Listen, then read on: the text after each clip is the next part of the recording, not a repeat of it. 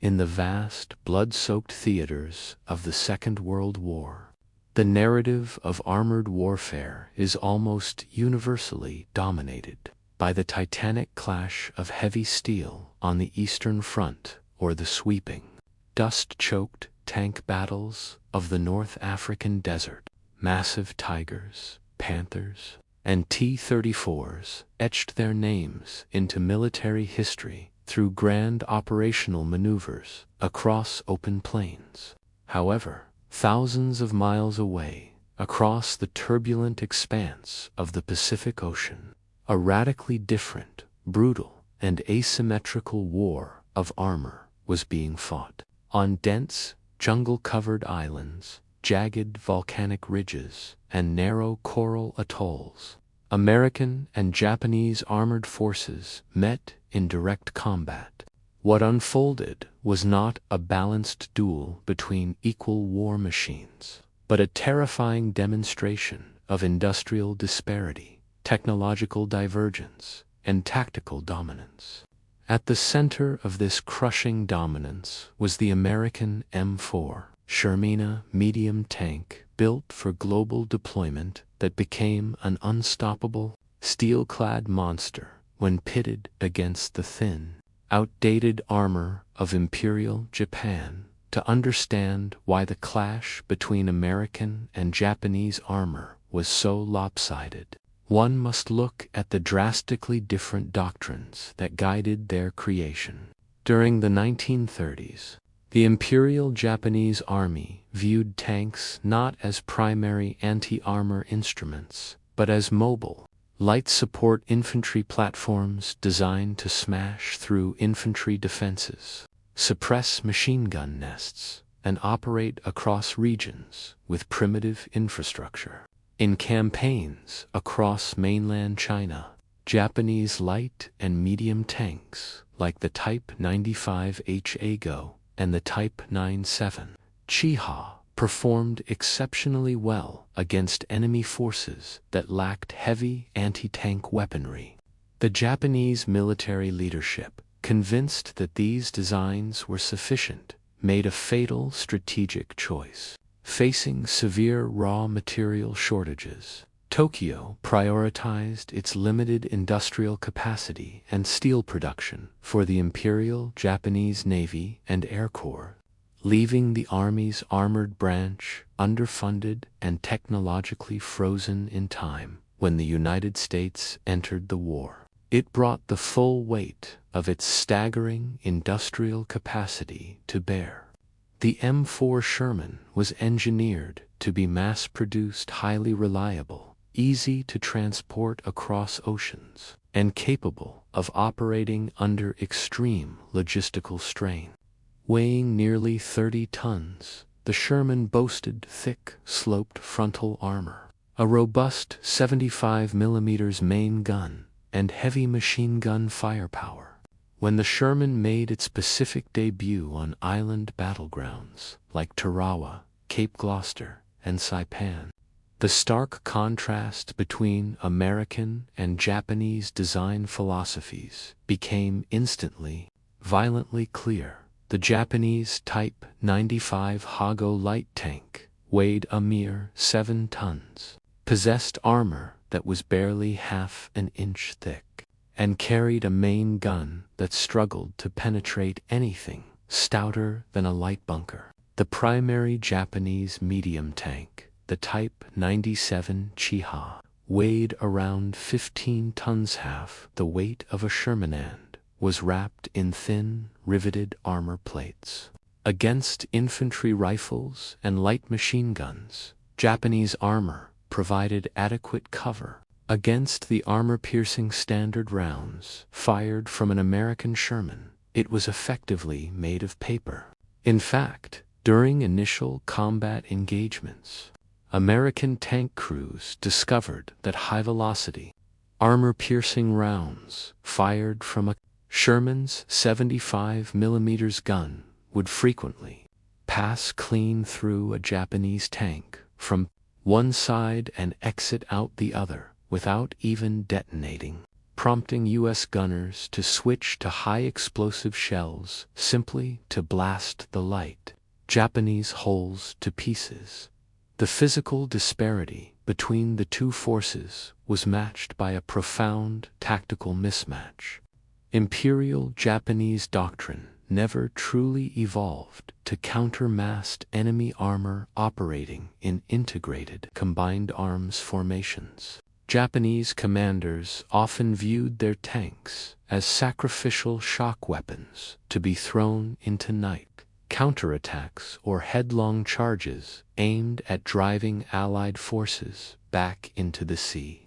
These desperate tactics produced catastrophic results when confronted by American firepower. The largest tank battle of the Pacific War took place during the Battle of Saipan in June 1944 to halt the American beachhead. The Japanese 9th Tank Regiment launched a massive night attack featuring nearly 40 Type 95 and Type 97 tanks, supported by wave after wave of infantry. As the engines roared through the darkness, American forces fired illumination star shells into the sky, lighting up the battlefield. What followed was a turkey shoot. US Marine M4 Shermans, supported by half-tracks and infantry armed with bazookas, opened fire on the advancing Japanese armor. The Japanese 57mm and 37mm guns bounced harmlessly off the Sherman's thick frontal plating, while the American return fire obliterated the charging vehicles. Within hours, over 30 Japanese tanks lay destroyed, burning wildly in the tropical night, marking the absolute destruction of Japan's premier armored unit in the Pacific. Beyond direct tank, persisting clashes, the Sherman's greatest contribution in the Pacific was its role as an armored battering ram. The Island War was defined by entrenched Japanese defenses, complex systems of concrete pillboxes, deeply dug caves, and log bunkers that were nearly impervious to standard infantry weapons.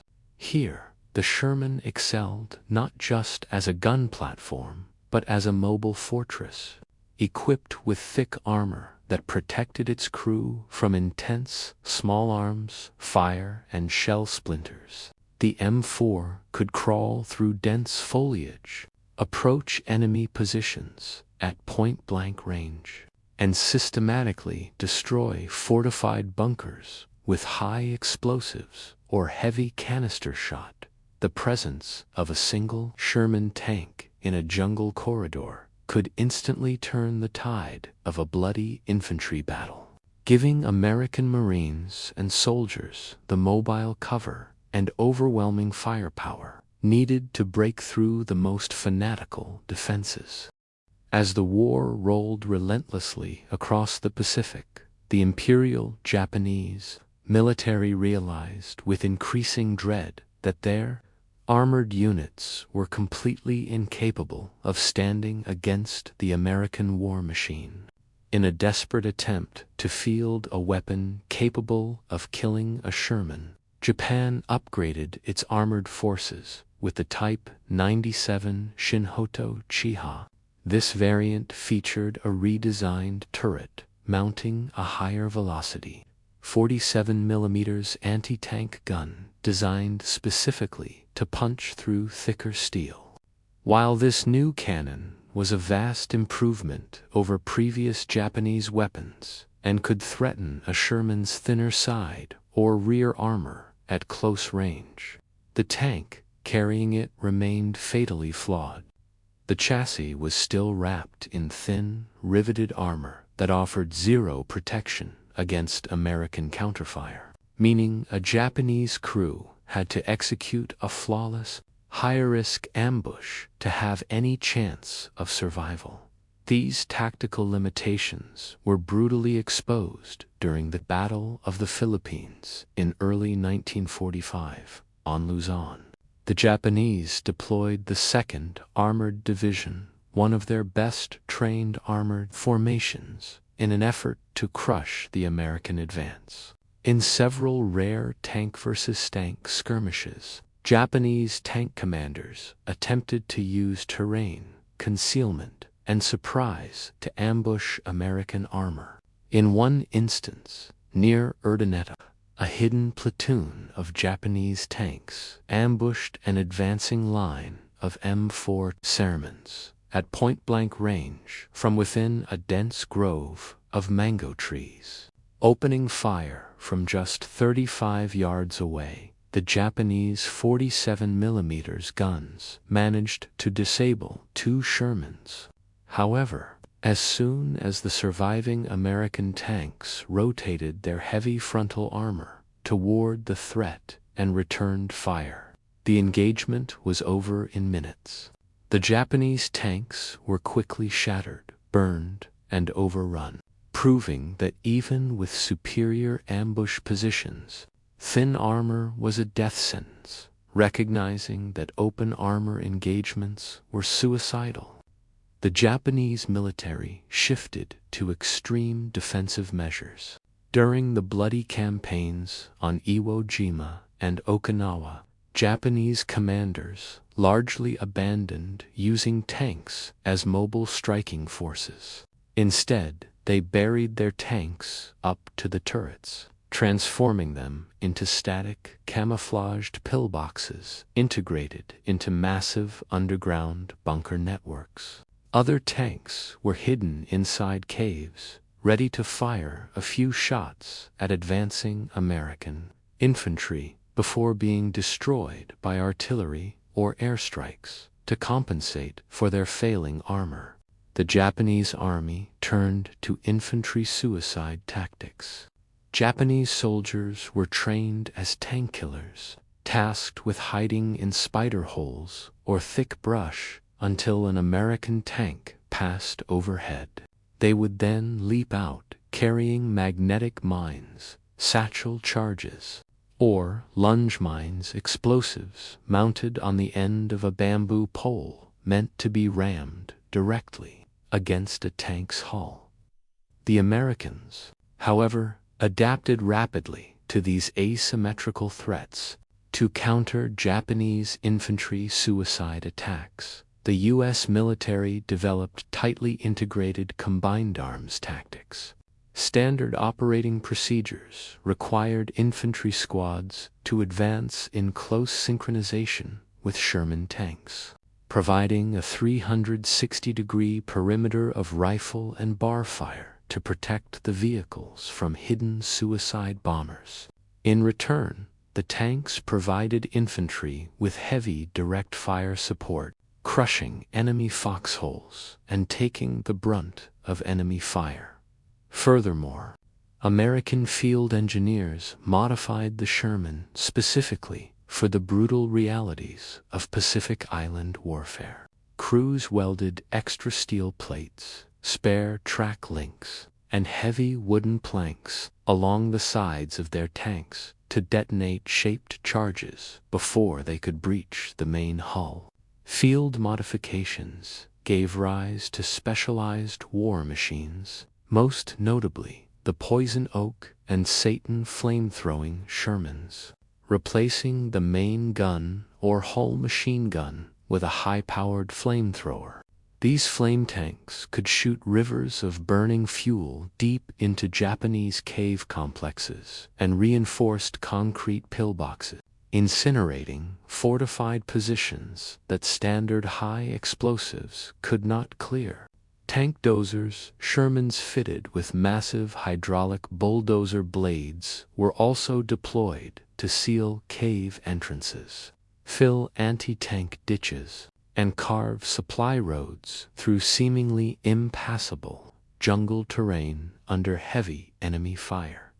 The dominance of the M4 Sherman in the Pacific theater was not merely a story of single battle victories. It was a testament to the decisive power of industrial superiority and doctrine. While Imperial Japan produced roughly 4,000 tanks throughout the entire duration of World War II, the majority of which were light models distributed across vast operational theaters. The United States manufactured over 10 M4 Shermans alone.